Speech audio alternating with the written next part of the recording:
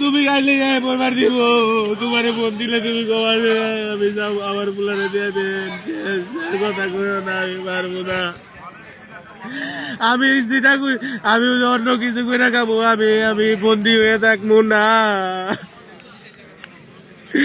আমার আর কান্দায় ও না মা, আমার তার কান্দন করতেছে করতেছে, আমি থাকবো না। তুমি আমু কথা বুঝতে,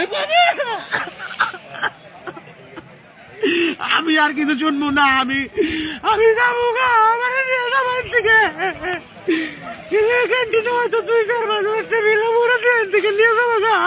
আমি কিন্তু আর তুমি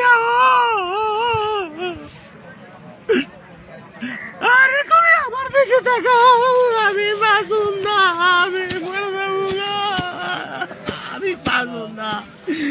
আমার ভিতরটা পুড়ে গেছে গা, বুঝতেছে না মারে, আমার গলা থেকে আমার নামে না, বুঝে না। তোমার কিন্তু একটা উলাই, তুমি বাবা করে না, তুমি কিন্তু নিয়ে যাবো বাড়ি। তোমার ইচ্ছা ফোন দিলে তুমি গবা দিয়ে আমার উলাই দিয়ে দেন, ক্যান্টিনের বিল দিয়ে আমার নিয়ে যাও থেকে।